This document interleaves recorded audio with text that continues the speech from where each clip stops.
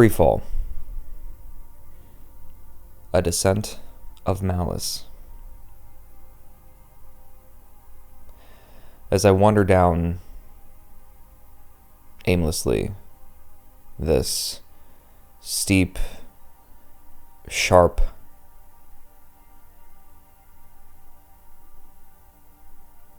full of malintent mountainside towards a particular decision or a decision that is made from a particular finding.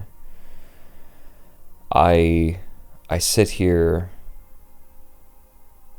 seemingly to lose grip of what I had been climbing on for quite some time.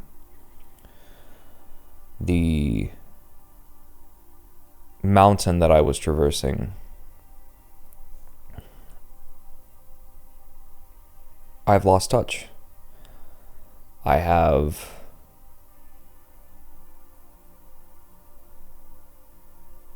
aimed a bit too high. Have I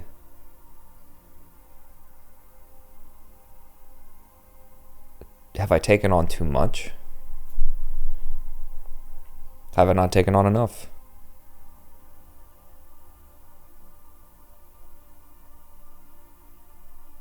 Regrettably, I feel that it is the latter in that I have not taken on enough to justify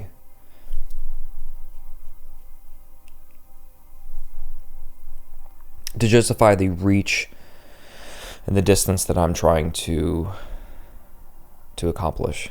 I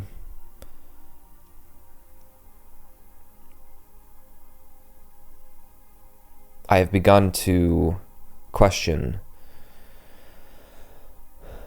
the distance that my goals have, in being laid out in front of me, have told me that everything is possible. Yet, within me, I know that I have reached a bit too far.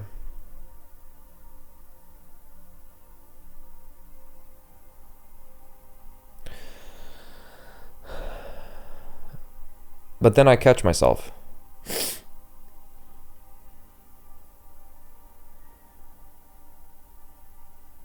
Even for a fleeting moment, I realize that all that I'm trying to do is pursue what I deem to be most valuable.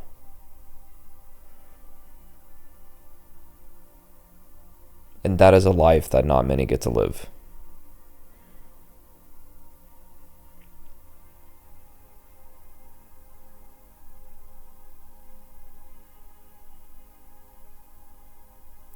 So this descent into the unknown.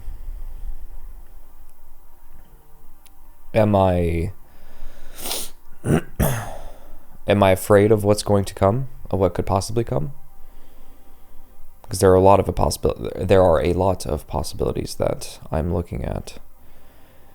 Am I afraid of what could be?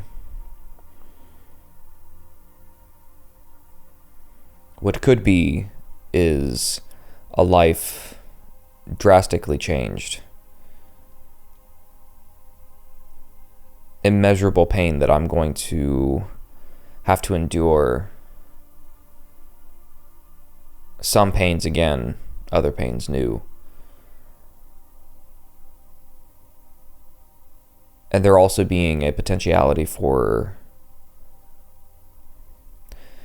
not surviving.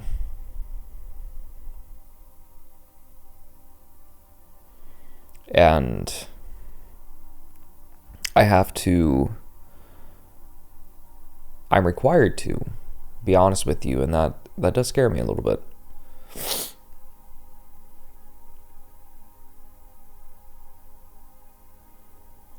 And so am I afraid of these potentials that could be life-changing, if not life-ending. Yes. Yes, I am afraid. But after everything that I've been through, I do feel that I am prepared. So, am I afraid? Yeah. Am I lost? No.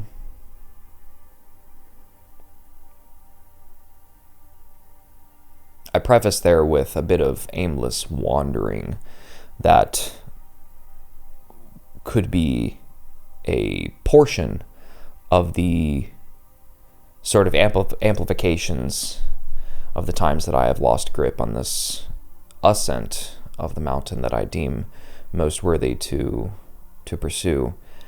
And yes, I have lost grip. There have been moments of where I question everything, and those are going to come, and I should not be so critical of myself having those. But for me, I have set a precedence within the moments that I'm experiencing now. This kind of, I'm in the heat of the moment when it comes to the decisions and discoveries of how my future will look over the next 6 months to however long I may endure. And in these moments, though remind me that I am only human, they are not in line with the sort of attitude that I expect from myself in the heat of the moment. I do not have any desire to lean into that sort of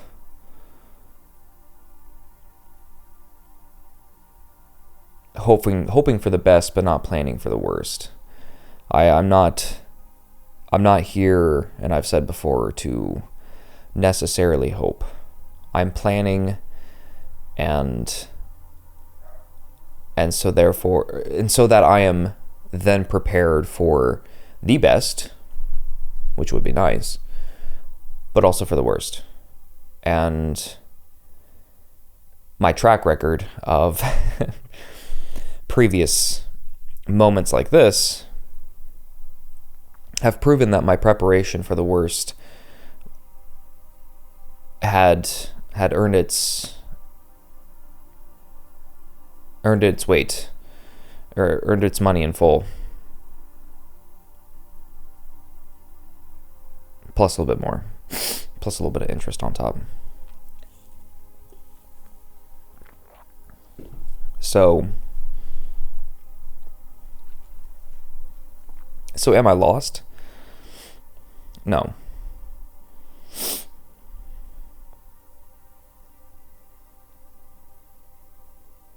Ultimately, because that I understand that there could be consequences. There are consequences of actions that I don't remember committing. I've thought about this a lot over the past few weeks in vehemently reminding myself, whether it be good or not, of, again, what did I do to deserve this diagnosis? Because we don't know. Our best guess is that I contracted mono at some point in 2021 and that it developed the cancer. But we don't know for a fact. And so in my planning for the worst, when it comes to my scans that are 2 days from this recording, I have to remind myself of what consequences there could be of the treatment that I could potentially go through, but what are the consequences of my psyche going through this with still with the potentiality of relapsing again, the part of my mind that is still a bit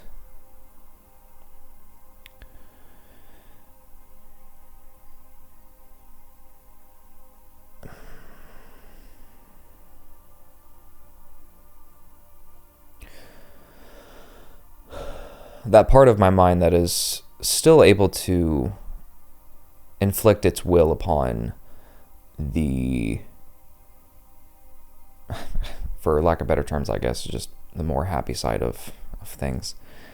It is able to rear its ugly head every now and then. And 98% of the time, I'm able to quell that annoying little sound. But unfortunately, over the past month, it's been able to inflict its will a bit more, and to sink its claws a little deeper. And that has been somewhat worrying.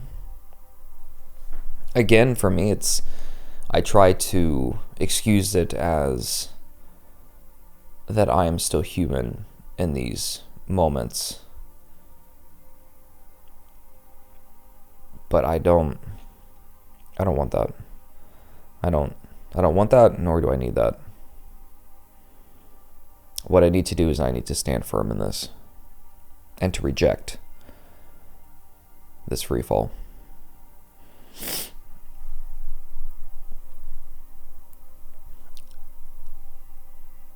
And so and this is something that I've tried to curb this wondrous kind of thinking, these moments that I start to let the hamster wheel maybe run a little too fast, and I start to lose control. Is, was life supposed to be lived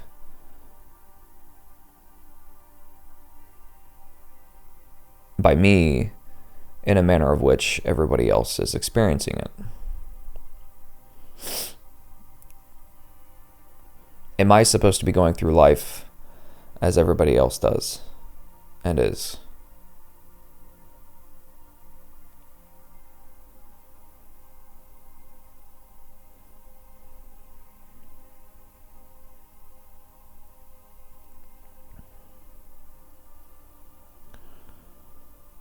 It's something that I'm constantly reminded of. And I want to get more into that later, but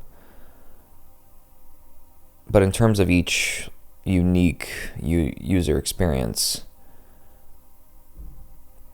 I'm constantly reminded that these moments are demanding the best of me. Because when I need to regain control of the moment, I do remind myself of what I have accomplished in the past, and how much of it is me, how much of it is just my body, and how much of it is sort of planned. Through the survival of now three separate rounds of treatment.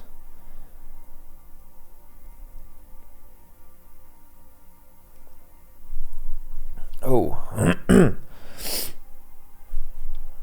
Well, you see now the impact that it has on me, of thinking back to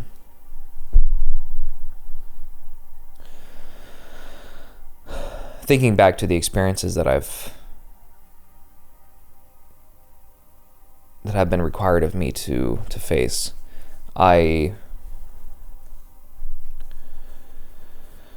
Oh my. Certainly is not unique to just me, but it is. And how I've come out of each of these experiences has been wildly different. Like after after my first round of treatment, I would say I was very,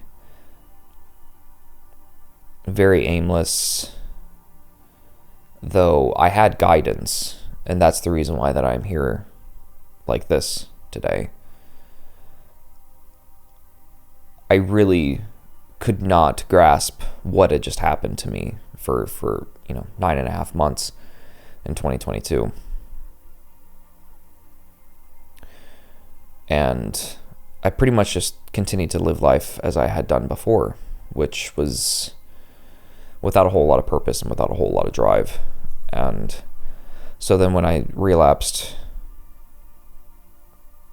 in September of 2023, I really did not take that well. I was very concerned, because I had not prepared for the worst.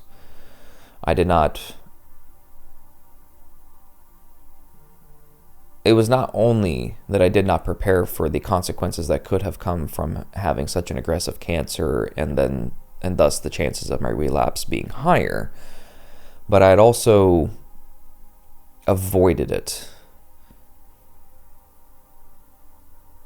I not only, it wasn't I forgot to kind of go over this in my head, and most people would say that you don't need to, but that's not how we do things here. It was that I was avoiding the potentials that were sort of festering under the whole entity of what I had just experienced. And that caused that the second technical relapse, but the relapse in September 2023, that it rendered me fairly not only mind-boggled, but also unwilling to really charge towards the storm. And I made some decisions, and the decisions proved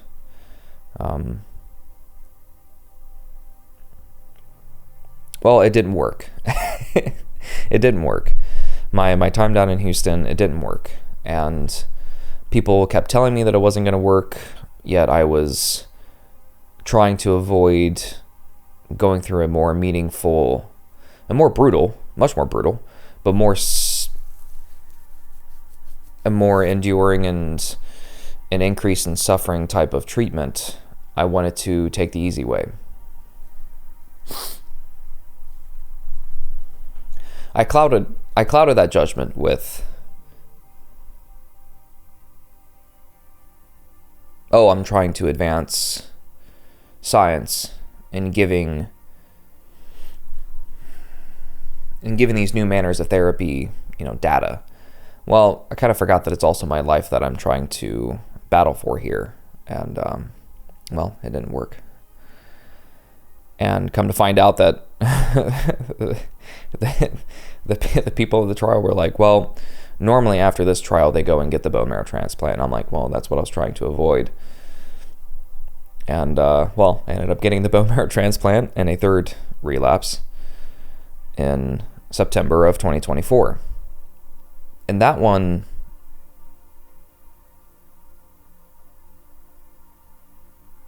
I had hoped that my time in Houston had done the job, but something inside of me knew that it hadn't. Just with how much suffering I had endured in 2022, it was, 5 weeks of kind of a rough time, but to think that I was going to get away with that. I should have known better, but I didn't.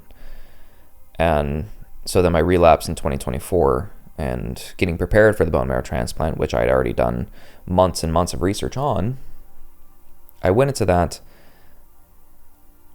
having prepared for the consequences of what could happen. I was able to regain some of that control.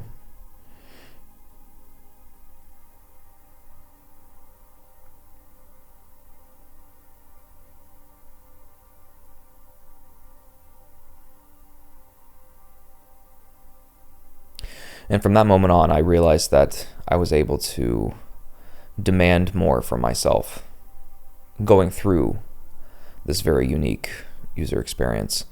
Because going into the bone marrow transplant, regaining some of that control, I realized that I would be able to find more of myself through that, whether it be through construction or deconstruction. And again, preparing for the consequences, I knew that there was going to be a lot of deconstruction that would occur during this, and ultimately give me a more open platform for construction when I was done. And that helped me realize that some dissents aren't that bad. All dissents are, I'm able to control them. I'm able to put on the brakes a little bit.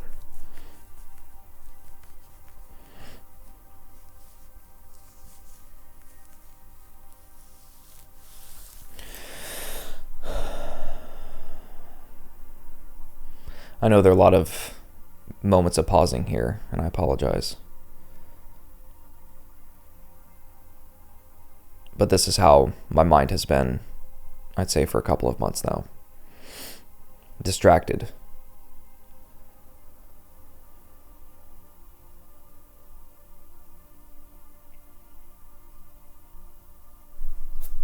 Because as I stated just before, and to be completely frank with you all, even though my name's Austin, I am beyond grateful.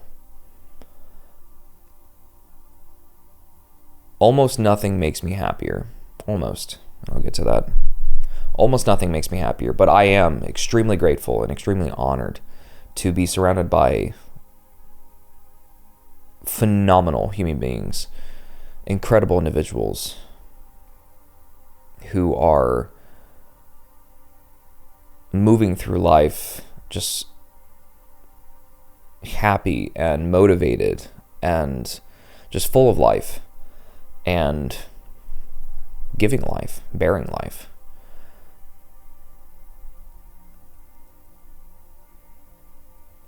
And I'm honored.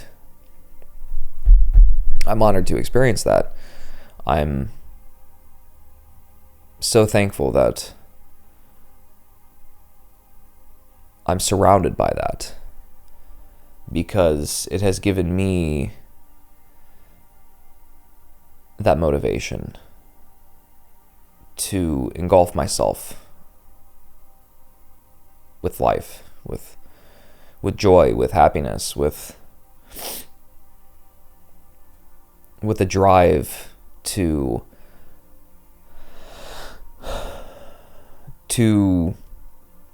endure and to get through whatever may come my way.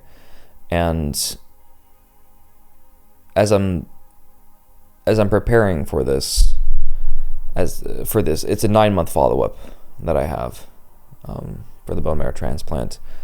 I have to let you all know that I may have told you before, I don't know. But I'm saying it here is that I do have some inflamed and enlarged lymph nodes below my right clavicle, which has been the hotbed since day one. And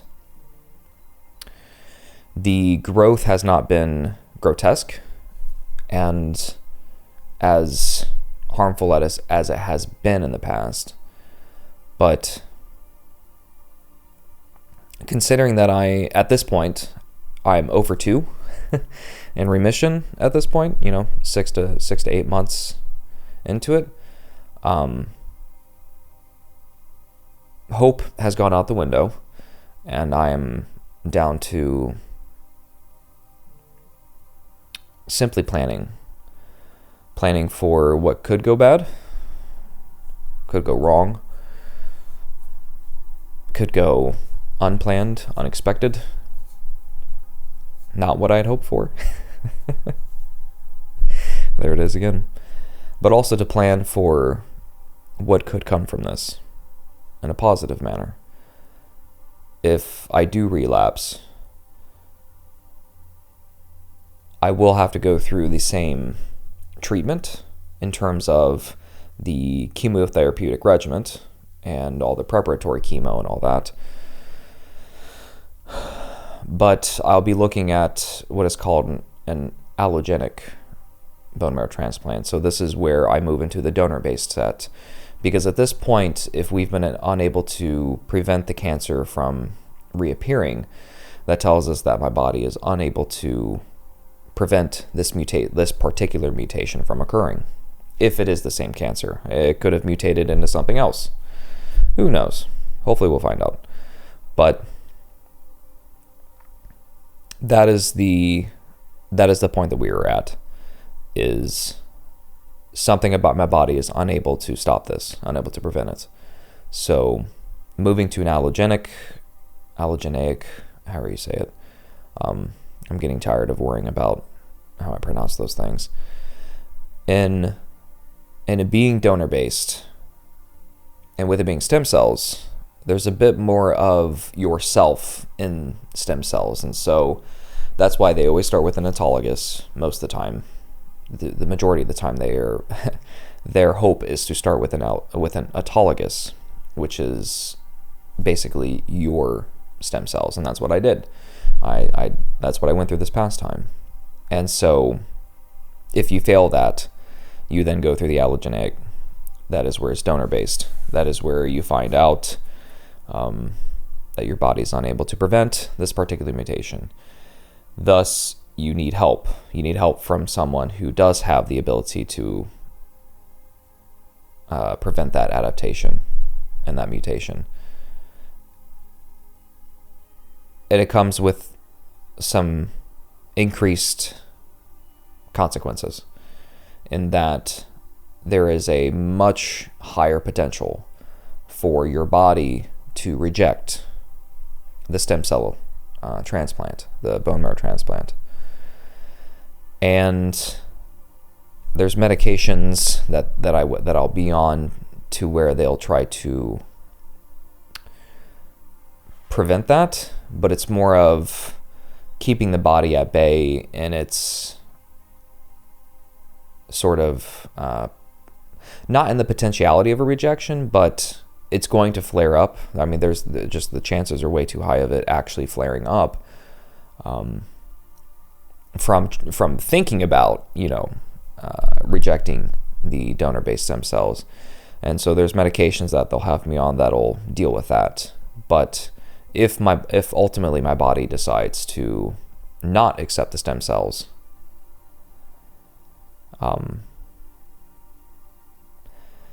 that is where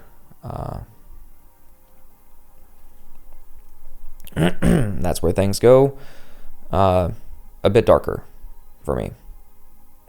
And so those are the consequences that I'm having to plan for, is going through this next round of treatment with, if I have relapsed, we don't know yet. If it is a relapse, then I don't want to just hold on. I want to end up on the other side of this an even stronger version of Austin, which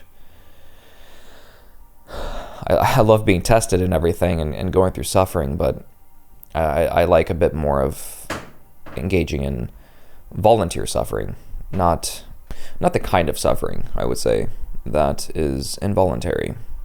I like the voluntary kind. And but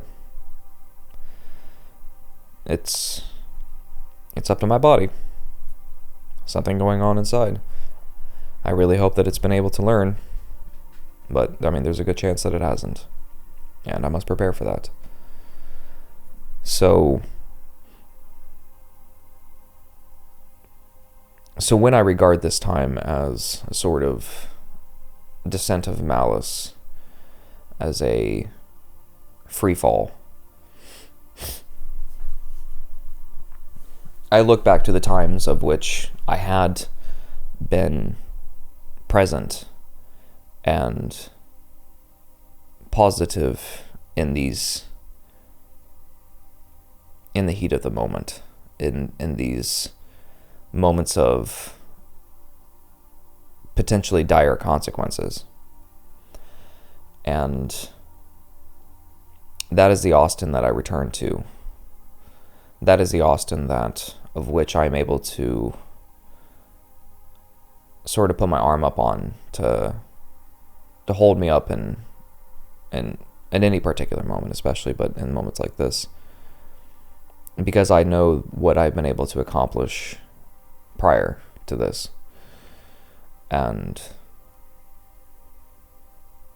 though it is a deep, deep rabbit hole that I can go down of where I may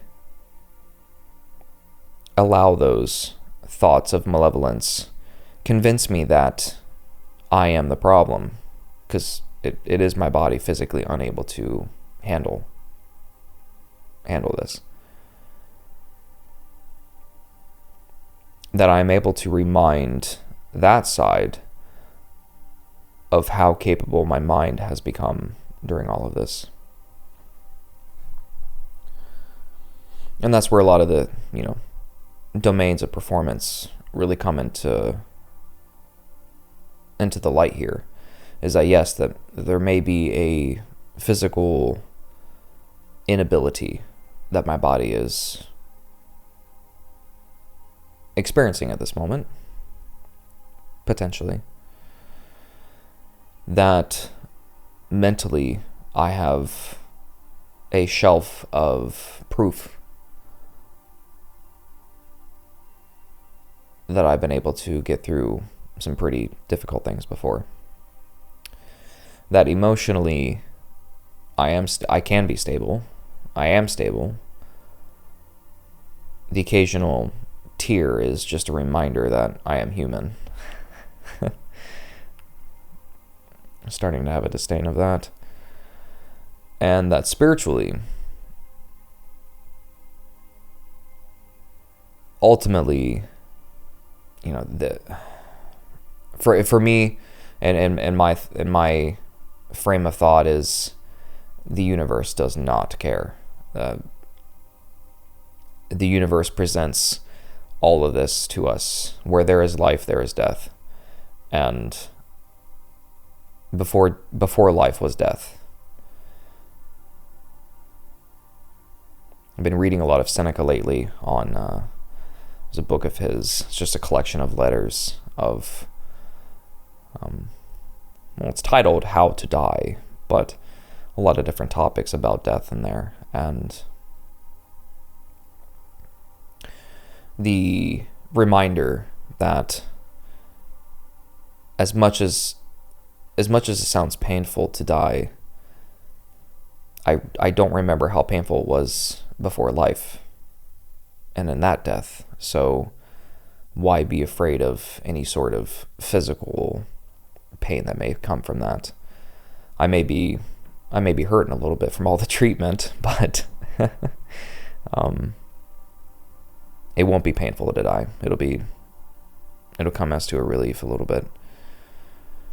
And then mentally,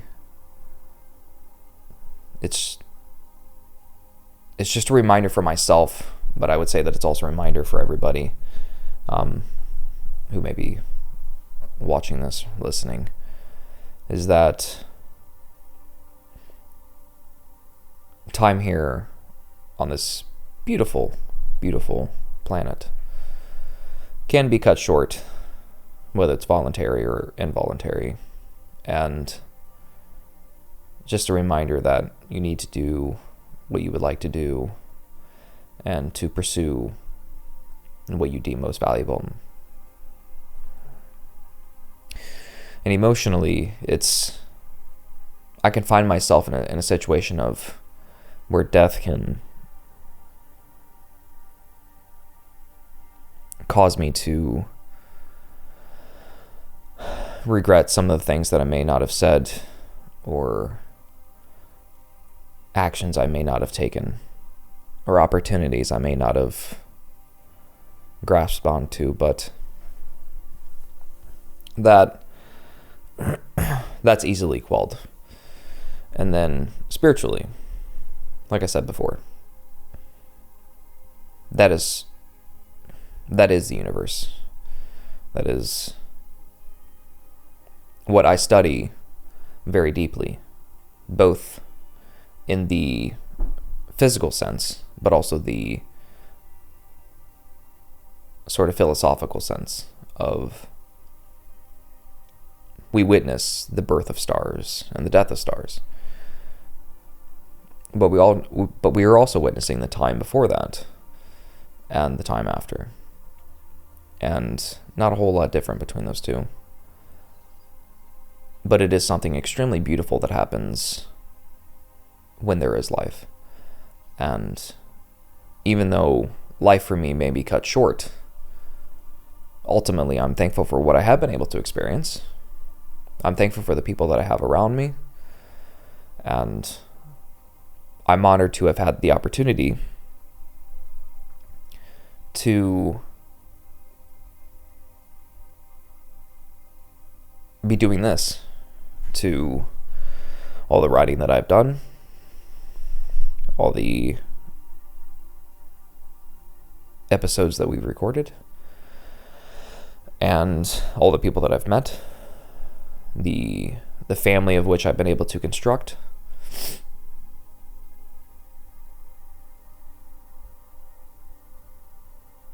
The blood of the covenant that I've been able to form. And if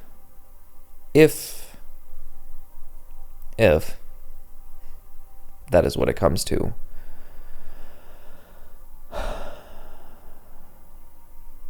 all I can do is make sure that the impact that I had and that I leave behind is something very profound.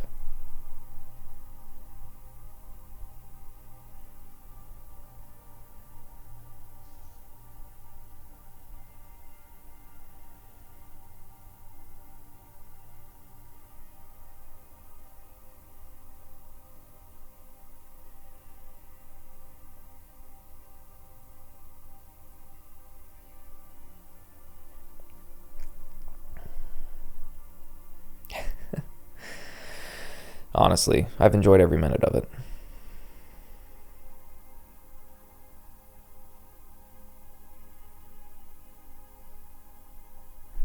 Even through the darker times. Because of the times and the light that I've had, just outshines everything that could potentially get in my way. So there may be hints at a potential free fall that I could be experiencing in this moment, but ultimately, I've been able to catch myself because of those who are around me and for the Austin that I intend on experiencing in the future. And I will continue to fight. I will continue to battle. So whatever these scans say may have some weight on how that happens.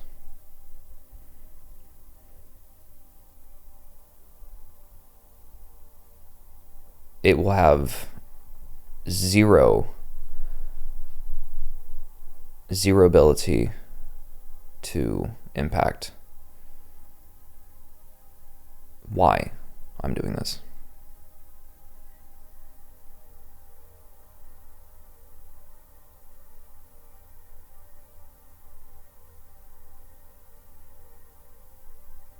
And that is what makes this time in the heat of the moment so precious.